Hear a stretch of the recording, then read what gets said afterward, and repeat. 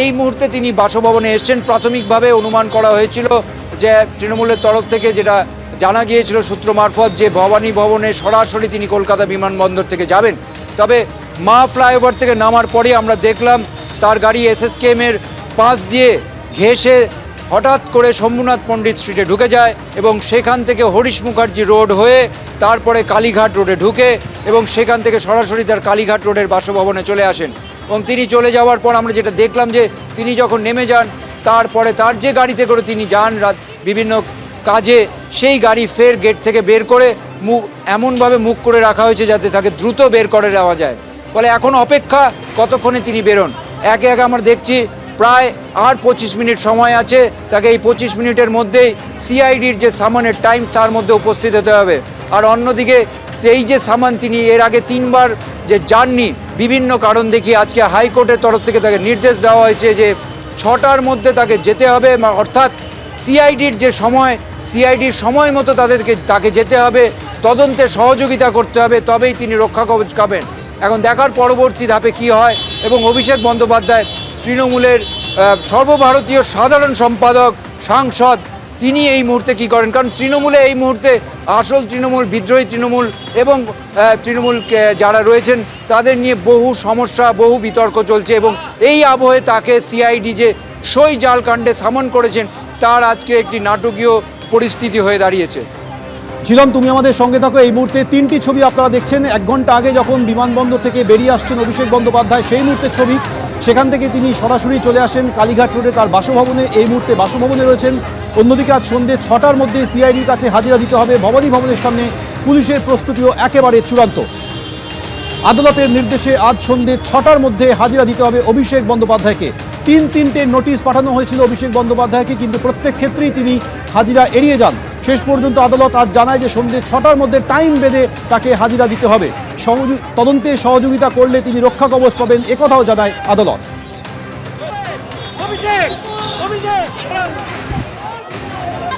সরাসরি অভিষেক বন্দ্যোপাধ্যায়ের বাড়ির সামনের ছবি, কালীঘাট রোডের যে বাড়িতে কিছুক্ষণ আগে অভিষেক বন্দ্যোপাধ্যায় তিনি পৌঁছে গিয়েছেন। সন্ধ্যে 6টার মধ্যে ভবানী ভবনে তাকে হাজিরার নির্দেশ রয়েছে আদালতের। আর মাত্র 25 মিনিটের কাছাকাছি সময় বাকি। সেক্ষেত্রে সন্ধ্যে 6টার মধ্যে যদি তাকে ভবানী ভবনে পৌঁছতে হয় তাহলে কিন্তু আর কিছুক্ষণের মধ্যেই বেরিয়ে আসতে হবে। ঐশী মুখোপাধ্যায় সরাসরি রয়েছেন আমাদের সঙ্গে। ঐশী,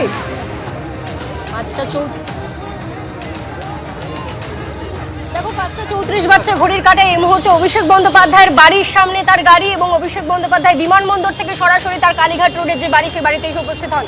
যে তৎপরতা এই মুহূর্তে দেখা যাচ্ছে নিরাপত্তা রক্ষী সহ তার যারা দেহরক্ষী রয়েছেন, সেক্ষেত্রে কিন্তু অনুমান করা সম্ভব যে আর কিছুক্ষণের মধ্যেই অভিষেক বন্দ্যোপাধ্যায় বেরিয়ে এসে হাইকোর্টের নির্দেশ অনুযায়ী যে ভবানী ভবনে তার আজকে হাজিরার কথা, সেক্ষেত্রে কিন্তু তিনি গেলেও যেতে পারেন। অর্থাৎ নিরাপত্তা রক্ষী এবং দেহরক্ষীদের যে তৎপরতা, সেই তৎপরতা কিন্তু সেদিকে ইঙ্গিত করছে। তুমি দেখতে পাচ্ছ অভিষেক বন্দ্যোপাধ্যায়ের যে গাড়ি, সেই গাড়ির অভিমুখও কিন্তু রাস্তার দিকে এবং এখান থেকে ভবানী ভবনের দূরত্ব কিন্তু মেরে কেটে 7 থেকে 10 মিনিট গাড়িতে যদি সময় লাগে, সেক্ষেত্রে কিন্তু দেখা যাচ্ছে যে অভিষেক বন্দ্যোপাধ্যায়ের যারা নিরাপত্তা রক্ষী এবং দেহরক্ষী তাদের যে তৎপরতা এবং গতি প্রকৃতি, তা দেখে অনুমান করা যায় যে অভিষেক বন্দ্যোপাধ্যায় আর কিছুক্ষণের মধ্যেই যে নির্দেশ রয়েছে হাইকোর্টের, সেই নির্দেশ মেনে আজকে সিআইডির যে ভবন, ভবানী ভবনে, সেখানে গিয়ে তিনি হাজিরা দেবেন। এবং হাজিরাতে মূলত আজকে তার কাছ থেকে যে বিষয়গুলো কাম্য তা হচ্ছে রেজলিউশনের কপি, যেই কপিতে কিন্তু বিধায়কদের সই সম্বলিত সেই চিঠির রেজলিউশন, সেই বিষয়টা কিন্তু তারা দেখতে চাইছেন যে বৈঠকে সিদ্ধান্ত যখন নেওয়া হয়েছিল তখন কোন কোন বিধায়ক উপস্থিত ছিলেন, সেক্ষেত্রে সই যেগুলো করা হয়েছিল সেই সই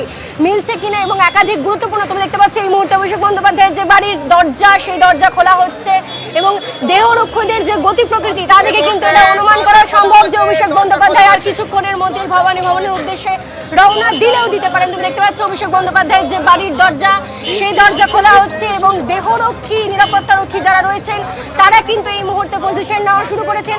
অভিষেক বন্দ্যোপাধ্যায়ের কালীঘাট রোডের যে বাড়ি, সেই বাড়ি থেকে ভবানী ভবনের দূরত্ব 7 থেকে 10 মিনিট গাড়িতে যদি সময় লাগে, সেক্ষেত্রে এবং অভিষেক বন্দ্যোপাধ্যায় নিরাপত্তারক্ষী সহ দেহরক্ষীদের যে মুভমেন্ট এই মুহূর্তে দেখতে পাচ্ছ তাতে এটা অনুমান করা যায় যে তিনি কিন্তু ভবানী ভবনে সন্ধে 6টা যে সময় নির্দিষ্ট করে দেওয়া হয়েছে হাইকোর্টের পক্ষ থেকে, সেই নির্দিষ্ট সময়ের মধ্যেই কিন্তু তিনি ভবানী ভবনে সিআইডির দপ্তরে, সিআইডির যারা স্পেশাল ইনভেস্টিগেশন টিম রয়েছে তাদের সম্মুখীন হলেও হতে পারেন, জিজ্ঞাসাবাদের সম্মুখীন হতে পারেন। আজকে কিন্তু তদন্তের খাতিরে কিন্তু তাকে 3বার হাজিরা দেওয়ার কথা কিন্তু জানানো হয়েছিল সিআইডির পক্ষ থেকে। আমরা দেখেছিলাম অভিষেক বন্দ্যোপাধ্যায়ের যে বাড়ি, সেই বাড়িতে আসা হয়েছিল, সিআইডির টিম গিয়েছিল মমতা বন্দ্যোপাধ্যায়ের বাড়ি সংলগ্ন যে তৃণমূল কংগ্রেসের ভবন, সেখানেও যে সমস্ত ঠিকানাগুলো রেজলিউশন কপিতে ছিল সেই সমস্ত জায়গায় সিআইডি তাদের টিম পাঠায়।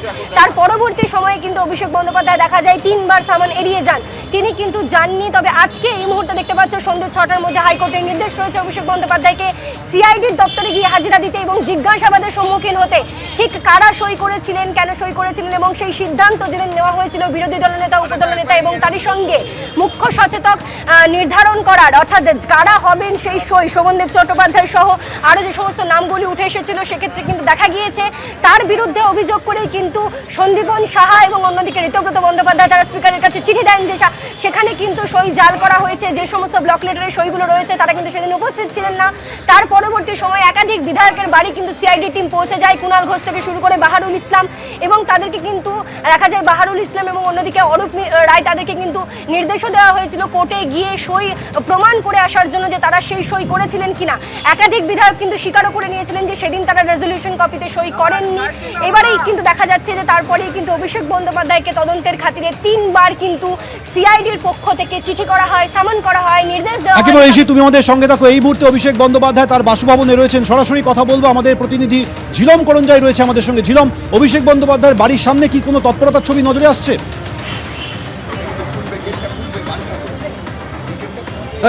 ঐশী যেমন বলছিল, ওর কথা বলার সময় আমরা দেখলাম যে গেটে সামনে তৎপরতা দেখা যায়, গেট খুলে দেওয়া হয় এবং পরবর্তীকালে আবার গেট বন্ধ করে দেওয়া হয়।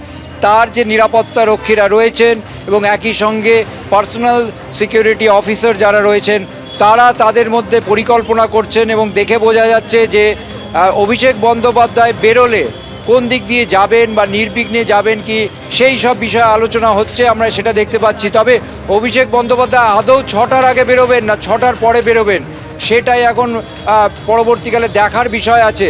যদিও সামনে অবশ্যই তৎপরতা আছে, কারণ যারা নিরাপত্তা রক্ষী আছে এবং যারা তার দেহরক্ষী আছেন, সরকারি বেসরকারি সকলেই প্রত্যেকেই সজাগ অবস্থায় আছেন এবং এটাকে অ্যাটেনশন মোড বলা হয়। এবং তারা দেখা যাচ্ছে কিছুক্ষণ আগেই তারা একটা গ্রুপ মিটিং করলেন এবং গ্রুপ মিটিংয়ে বেশ কিছু নির্দেশ দিলেন একজন যিনি প্রধান, এবং পরবর্তীকালে যারা আমরা দেখতে পেলাম যে কলকাতা বিমানবন্দর থেকে যে দেহরক্ষী এবং পার্সোনাল সিকিউরিটি অফিসার যারা ছিলেন তাদেরকে বেশ কিছু নির্দেশ দেওয়া হয় এবং সেই নির্দেশ শোনার পর তারা এখনও একত্রিতভাবে আছেন, সেই বিষয়ে কথা হচ্ছে। এবং মূল একজন ব্যক্তি আছেন যিনি আমরা বারবার দেখেছি অভিষেক বন্দ্যোপাধ্যায় যখন বেরোন, যে ব্যক্তি তার সঙ্গে নিরাপত্তার দায়িত্বে থাকেন সেই ব্যক্তিও সকলের সঙ্গে কথা বলছেন। এখন দেখার তিনি কতক্ষণে বেরোন।